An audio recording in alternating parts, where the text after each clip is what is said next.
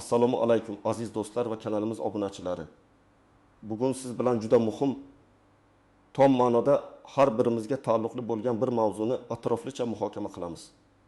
Hozirda millionlab hamyurtlarimiz o'zlariga tegishli bo'lgan davlat banklari tomonidan to'lanishi kerak bo'lgan katta miqdordagi qo'shimcha to'lovdan bexabar qolmoqda yoki uni qanday olishni bilmayapti. Bu haqiqatdan ham katta muammo. Chunki bu mablag'lar sizning shaxsiy budjetingizga jiddiy yordam berishi mumkin. Shuning uchun bugungi videomizni oxirigacha diqqat bilan tomosha qiling. Chunki undagi har bir ma'lumot siz uchun qimmatli bo'ladi. Hoziroq kanalimizga obuna bo'lib, ushbu videoga like bosishni unutmang. Bu bizga kelgusida yanada ko'proq foydali kontent yaratishga yordam beradi. Keling, muammoning ildiziga chuqur nazar tashlaylik. Avvallari qanday edi va hozir qanday o'zgarishlar yuz berdi? Ko'p yillar davomida fuqarolarimiz o'z jamg'armalarini, pensiya pullarini yoki boshqa ijtimoiy to'lovlarni asosan davlat banklarida, masalan, O'zmilliy bank yoki Xalq banki kabi muassasalarda saqlashardi. Bu pullar uzoq yillar davomida saqlangan bo'lsa ham, ba'zan inflyatsiya tufayli o'z qadrini yo'qotar edi. Omonatlarga beriladigan foiz stavkalari har doim ham inflyatsiya darajasini qoplamasdi. Bu esa uzoq muddatli jamg'armalarning real qiymatining pasayishiga olib kelardi. Ko'pchilik odamlar o'zlarining Sovet davridan qolgan yoki mustaqillikning dastlabki yillaridagi omonat daftarchalarini yillar davomida unutib yuborgan. Ularning qanchalik qimmatga ega ekanligini hatto bilmasdilar ham. Hukumat ijtimoiy himoyaga muhtoj qatlamlarga yordam berish bo'yicha turli dasturlarni amalga oshirsa-da, bu dasturlar ko'pincha manzilli bo'lmay, ba'zi holatlarda eng muhtojlarga yetib bormasdi. Bank tizimi ham ba'zan murakkab va shaffof bo'lmaganligi sababli oddiy odamlar uchun o'z huquqlarini talab qilish yoki mavjud imtiyozlardan foydalanish qiyin kechardi. Ammo hozir vaziyat tubdan o'zgardi. Prezidentimizning tashabbusi va tegishli farmoni asosida, shuningdek, Vazirlar Mahkamasining 2023 yil 12 avgustdagi fuqarolarning davlat banklarida saqlanayotgan ba'zi turdagi omonatlar bo'yicha qo'shimcha kompensatsiya to'lash tartibi to'g'risidagi 126 sonli qaroriga muvofiq yangi mexanizm ishga tushirildi. Bu qarorga ko'ra, davlat banklarida ma'lum muddat davomida saqlangan omonatlarga va ayrim ijtimoiy himoyaga muhtoj fuqarolar toifalariga katta miqdorda qo'shimcha kompensatsiya to'lovi ajratilmoqda. Asosiy maqsad avvallari jamg'armalarni ishonchli joyda saqlagan, ammo inflyatsiya tufayli ularning qadri tushgan fuqarolarning yo'qotishlarini qoplash. Shuningdek, ijtimoiy adolat tamoyillarini mustahkamlash. Bu nafaqat moliyaviy yordam, balki davlatning o'z fuqarolariga bo'lgan g'amxo'rligining ham yorqin namunasidir. Endi bu qo'shimcha to'lovlar oddiy odamlar uchun yanada tushunarli va ochiq tarzda taqdim etilmoqda. Keling, endi ushbu katta qo'shimcha to'lovlar haqida bilishingiz kerak bo'lgan eng muhim jihatlarni atroflicha ko'rib chiqaylik. Kimlar bu to'lovlardan xavotirlanishi kerak va kimlar esa xavotirlanmasligi mumkin? Birinchidan, bu qo'shimcha to'lovlar qanday omonatlar uchun beriladi? Asosan bu to'lovlar 2020 yil 1 yanvardan oldin ochilgan va kamida 3 yil muddatga saqlangan milliy valyutadagi muddatli omonatlarga tegishli. Shuningdek, ayrim hollarda Sovet davridan qolgan, ammo hozirgacha bank hisoblarida saqlanayotgan eski jamg'armalar ham ushbu kompensatsiya dasturiga kiritilishi mumkin. Bu yerda asosiy shart omonatning davlat bankida saqlanganligi va belgilangan muddatga to'g'ri kelishi. Ikkinchidan, kimlar bu to'lovlarni olishga haqli? Bu juda muhim savol. Quyidagi toifadagi fuqarolar ushbu qo'shimcha to'lovlarni olishlari mumkin. Asosiy muddatli omonat egalari, agar sizning davlat banklarida, masalan, O'zmilliy bank, Xalq banki, Asaka bank, Agrobank, Ipoteka bank va boshqalar 2020 yil 1 yanvargacha ochilgan va kamida 3 yildan beri muddatli saqlanayotgan so'mda omonatingiz bo'lsa, siz ushbu to'lovni olishga haqlisiz. Bu yerda omonat summasining kattaligi muhim emas. Eng muhimi uning muddati va ochilish sanasi. Masalan, agar siz 2014 yilning aprel oyida 10 million so'm muddatli omonat ochib, uni 2023 yilning aprel oyiga qadar saqlagan bo'lsangiz, siz ushbu kompensatsiyaga da'vogar bo'lasiz. 2. Ijtimoiy himoyaga muhtoj oilalar va shaxslar. Bu toifaga nafaqaxo'rlar, nogironligi bor shaxslar, boquvchisini yo'qotgan oilalar va temir daftar, ayollar daftari yoki yoshlar daftariga kiritilgan fuqarolar kiradi. Ularga ushbu dastur doirasida alohida imtiyozlar va qo'shimcha to'lovlar belgilangan bo'lishi mumkin. hatto ularning omonatlari yuqorida aytilgan muddat shartlariga to'liq javob bermasa ham. Masalan, agar pensionerning jami omonati kichik bo'lsa-da, uning ijtimoiy holati bu to'lovni olishiga asos bo'la oladi. 30. Vafot etgan omonat egalarining vorislari agar omonat egasi vafot etgan bo'lsa, uning qonuniy vorislari tegishli hujjatlarni merosxo'rlik guvohnomasi taqdim etgan holda ushbu qo'shimcha to'lovni olishga haqlidirlar. Bu juda muhim, chunki ko'pincha eski omonatlar egalari vafot etgan va ularning merosxo'rlari bu haqda bilmasliklari mumkin. Kimlar bu to'lovlardan xavotirlanishi shart emas. Joriy va talab qilib olinadigan omonatlar egalari agar sizning bankdagi hisobingiz oddiy joriy hisob bo'lsa yoki talab qilib olinadigan omonat bo'lsa, u holda siz ushbu qo'shimcha to'lovlarni ola olmasligingiz mumkin. Chunki ular muddatli omonatlar uchun mo'ljallangan. 2020 yil 1 yanvardan keyin ochilgan omonatlar egalari. Ushbu sanadan keyin ochilgan omonatlar hozirgi kunda yuqori foiz stavkalari bilan hisoblanganligi sababli ushbu kompensatsiya dasturiga kiritilmaydi. Tadbirkorlik subyektlari va yuridik shaxslar. Bu dastur faqat jismoniy shaxslar, ya'ni oddiy fuqarolar uchun mo'ljallangan. Kompaniyalar va tadbirkorlik subyektlari ushbu to'lovlarni olishga haqli emas. Xorijiy valyutadagi omonatlar egalari. Qo'shimcha kompensatsiya to'lovlari faqat milliy valyutadagi so'm omonatlar uchun belgilangan. Xorijiy valyutadagi omonatlar uchun boshqa qoidalar amal qiladi. Keling, endi bir nechta aniq misollarni ko'rib chiqaylik. Bu sizga vaziyatni yanada yaxshiroq tushunishga yordam beradi. Birinchi misol, nafaqaxo'r ona uning muddatli omonati. Tasavvur qiling. Ertabugun yoshli Oysha Momo 2019 yil mart oyida o'zining pensiya pullaridan 25 million so'mni Xalq bankining omonat muddatli omonat turiga 4 yil muddatga joylashtirgan edi. O'sha paytda bankning yillik foiz stavkasi 15% edi. 2022 yil mart oyida omonat muddati tugaganida Oysha Momo o'zining 25 million so'mi va to'plangan foizlar bilan birga qariyb 23 million so'm oldi. Biroq bu muddat davomida inflyatsiya yuqori bo'lgani sababli Oysha Momoning pulining xarid qobiliyati sezilarli darajada pasaygan edi. Yangi qarorga ko'ra Oysha Momoning 2019 yilgacha ochilgan va 3 yildan ortiq saqlangan omonati uchun davlat banki tomonidan qo'shimcha kompensatsiya hisoblanadi. Bu kompensatsiya odatda omonatning boshlang'ich summasiga nisbatan inflyatsiya darajasi va avvalgi foiz stavkalari o'rtasidagi farqni hisobga olgan holda aniqlanadi. Masalan, agar inflyatsiya o'rtacha 20% bo'lib, omonat foizi 10% bo'lsa, farq 2% tashkil etadi. Agar qarorda qo'shimcha 5% kompensatsiya ko'zda tutilgan bo'lsa, Oysha Momoning 15 million so'mga qo'shimcha 770 ming so'm, 15 million to'lanishi mumkin. Ba'zi hollarda bu summa yanada yuqori, ya'ni 10% gacha bo'lishi mumkin. Bu esa qo'shimcha 75 million so'm degani. Oysha Momo shaxsini tasdiqlovchi hujjat, pasport, omonat shartnomasi va omonat daftarchasi bilan bankka murojaat qilib, ushbu qo'shimcha mablag'ni olishi mumkin. Ikkinchi misol, yosh oila va ularning bolalari uchun jamg'armasi. Farruh va Madina yangi oila qurgan yoshlardir. Ular ekonomiyada kelajakda farzandlar uchun uy sotib olish maqsadida O'zmilliy bankda oilaviy jamg'arma muddatli omonat turini ochgan edilar. Har oy ularning maoshlaridan ma'lum bir qismi ushbu hisobga o'tkazib borilgan. 2020 yil 1 yanvargacha ularning hisobida 25 million so'm mablag' yig'ilgan.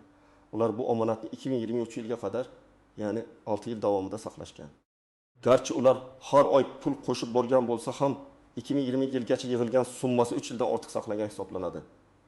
Farruh va Madina ushbu dastur doirasida 2020 yil 1 yanvargacha yig'ilgan 20-25 million so'm uchun, masalan, yetib bando miqdorida kompensatsiya olishlari mumkin.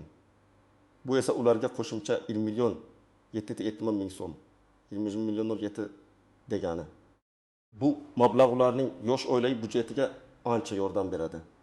Ular pasportlari nikoh guvohnomasi shartnomasi bilan bankka murojaat qilishlari zarur. 3-misol. Marhum boboning eski omonat daftarchasi. Bir oilaning a'zosi Aziza uyini tozalash chog'ida 1995 yilda marhum bobosi ochgan Xalq bankiga tegishli eski omonat daftarchasini topib oldi. Daftarchada 500 ming so'm miqdoridagi omonat qayd etilgan edi. Bu summa hozirgi kun uchun arzimasdek tuyulishi mumkin, ammo yangi qarorga ko'ra uzoq muddatli va hatto Sovet davridan qolgan. Agar u 1995 yilda yangilangan bo'lsa, omonatlar uchun ham kompensatsiya berilishi mumkin. aziza merosxo'rlik guvohnomasi bilan bankka murojaat qilib, ushbu omonatni va unga tegishli kompensatsiyani talab qildi. Bank hisob-kitoblariga ko'ra 500 million so'm omonat uchun 20 milligacha qo'shimcha kompensatsiya hisoblash mumkin edi. Bu esa aziza uchun qo'shimcha 1 million so'm degani. Garchi bu summa avvalgi misollardagidek katta bo'lmasa ham, bu qonuniy to'lov va uni olishga aziza haqli edi. Bu holatda bank qonuniy merosxo'r ekanligini tasdiqlovchi hujjatni, ya'ni notariusdan olingan merosxo'rlik guvohnomasini talab qiladi. Endi esa eng muhim qismga, ya'ni istisnolar, qaltis jihatlar va sezilmas nozik nuqtalarga to'xtalib o'tamiz. Istisnolar. Ashtirish, faol bo'lmagan dormant hisoblar. Agar sizning omonatingiz uzoq vaqt davomida faol bo'lmagan bo'lsa, ya'ni u bo'yicha hech qanday operatsiya amalga oshirilmagan bo'lsa, siz uni qayta faollashtirishingiz yoki bankka murojaat qilib, uning holatini aniqlab olishingiz kerak bo'ladi. Ba'zi hollarda juda uzoq muddat faol bo'lmagan hisoblar arxivatga o'tkazilgan bo'lishi mumkin. Lekin bu unga kompensatsiya berilmasligini anglatmaydi. Faqat qo'shimcha qadamlar talab qilinadi. 2. Astarish omonat egasi vafot etgan holatlar. Yuqorida aytib o'tganimizdek, agar omonat egasi vafot etgan bo'lsa, uning qonuniy merosxo'rlari tegishli tartibda notariusdan merosxo'rlik guvohnomasini olgan holda bankka murojaat qilishlari kerak. Bu jarayon biroz vaqt talab qilishi mumkin. Shuning uchun bunga oldindan tayyor turish lozim. 3. Hujjatlar yo'qolgan yoki shikastlangan bo'lsa, agar omonat daftarchangiz, shartnomangiz yoki boshqa tegishli hujjatlaringiz yo'qolgan bo'lsa, darhol bankka murojaat qiling.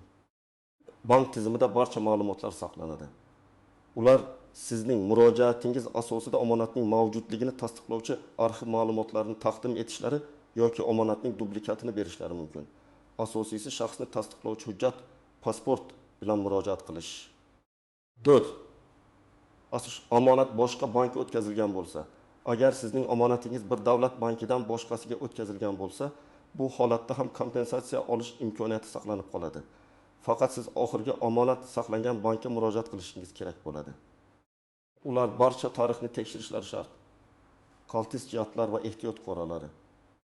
Asterisk firibgarlik sxemalari. Afsuski, bunday yangiliklar firibgarlar uchun ham yangi imkoniyatlar yaratadi. Hech qachon shaxsiy ma'lumotlaringizni, bank kartasi raqami, PIN kod, CVV, bank hisob raqami, pasport seriyasi va raqami noma'lum shaxslarga telefon orqali yoki shubhali veb-saytlar orqali bermang. Davlat banklari rasmiy idoralar sizdan bunday ma'lumotlarni hech qachon so'ramaydi. Faqat shaxsiy tashrif orqali yoki tasdiqlangan rasmiy kanallar orqali muloqot qiling. Kompensatsiya olish uchun shu raqamga pul o'tkazing kabi takliflardan mutlaqo saqlaning. 2. Ask noto'g'ri hujjatlar. To'lovni olish uchun taqdim etilgan hujjatlarning to'g'riligi va to'liqligi juda muhim. Agar biron bir hujjat noto'g'ri yoki muddatini o'tkazib yuborgan bo'lsa, bu jarayonni sekinlashtirishi yoki to'lovni olishdan mahrum qilishi mumkin. Masalan, pasportning muddati o'tmaganiga omonat shartnomasida barcha ma'lumotlar aniq ko'rsatilganiga ishonch hosil qiling. 3. Asta muddatlarni o'tkazib yuborish. Garchi aksariyat kompensatsiya dasturlari uzoq muddatga mo'ljallangan bo'lsa-da, ba'zi bir hollarda arizalarni qabul qilish uchun ma'lum muddatlar belgilanishi mumkin. Shuning uchun imkon qadar tezroq murojaat qilish tavsiya etiladi. Davlat banklarining rasmiy veb-saytlarini yoki kol markazlarini tekshirib turing. 4. Bank xatolari. Inson omili tufayli bank xodimlari ham xato qilishlari mumkin. Agar sizning hisobingizga kompensatsiya to'lanmaganligini yoki noto'g'ri summa to'langanligini aniqlasangiz, yozma ariza bilan bank rahbariyatiga murojaat qiling va o'zingizning da'volaringizni asoslang. Kerak bo'lsa, yuqori instansiyalarga, masalan, markaziy bankka shikoyat qilish huquqiga egasiz. Asterisk sezilmas nozik nuanslar. 1. Hisoblash metodikasi. Kompensatsiyaning aniq hisoblash metodikasi bankdan bankka yoki hukumat qarorining turiga qarab farq qilishi mumkin. Ba'zida bu omonatning boshlang'ich summasidan, ba'zan esa muddat tugagan paytdagi summadan hisoblanishi mumkin. Bu tafsilotlarni bankning mutaxassisidan aniqlashtirish zarur. 2. To'lov shakli. Ba'zi hollarda kompensatsiya naqd pulda berilishi mumkin bo'lsa, ba'zan u sizning bank kartangizga o'tkazilishi yoki hatto boshqa xizmatlar uchun vaucherlar shaklida berilishi ham mumkin. Qarorning aniq shartlarini o'rganish muhim. Uch asterisk soliqqa tortilishi eng muhim savollardan biri.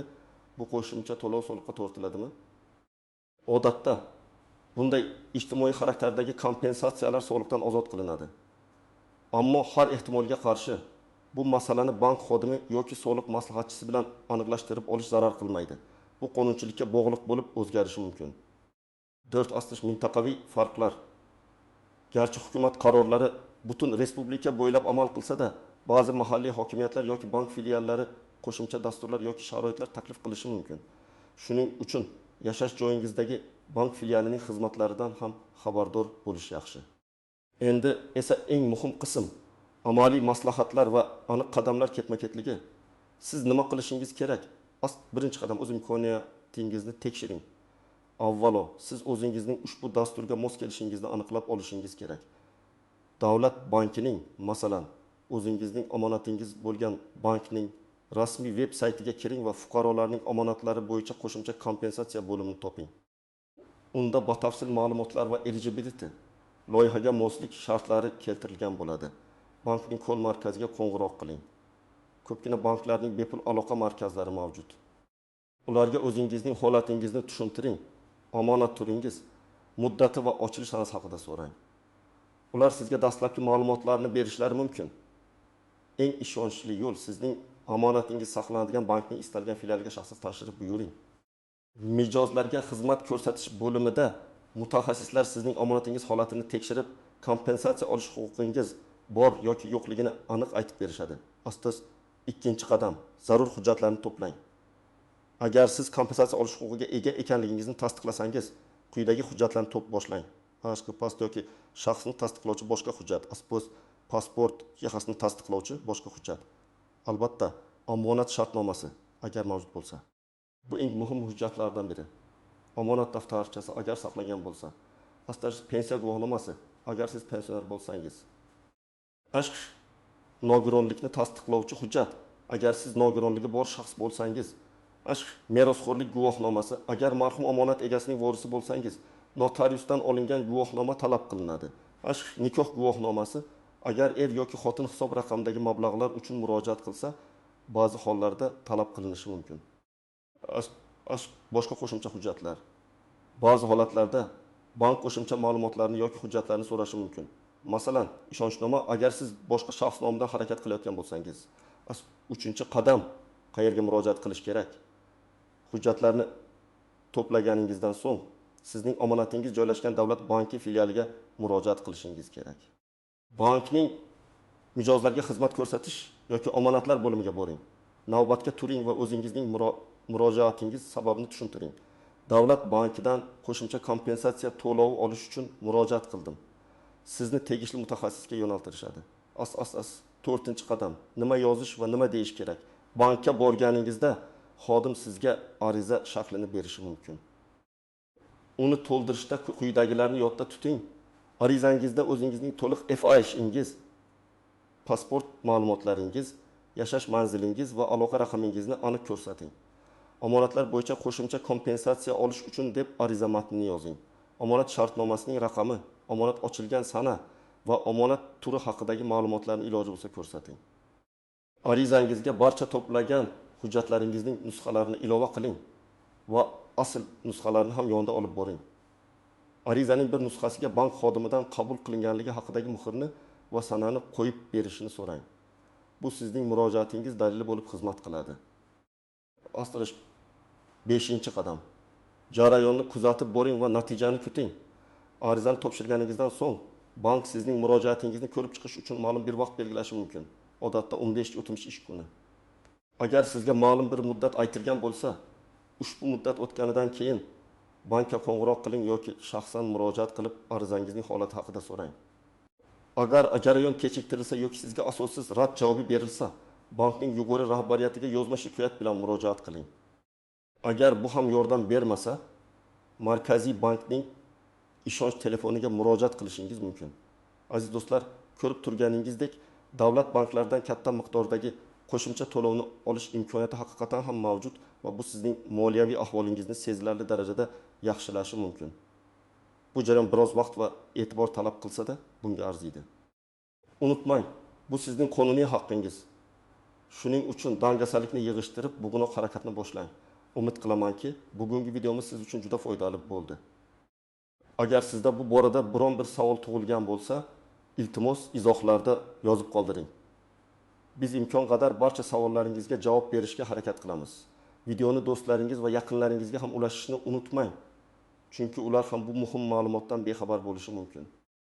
Kanalimizga obuna bo'ling va videoga like bosing. Sizning qo'llab-quvvatlashingiz biz uchun juda muhim. Keyingi videolarda ko'rishguncha omon bo'ling.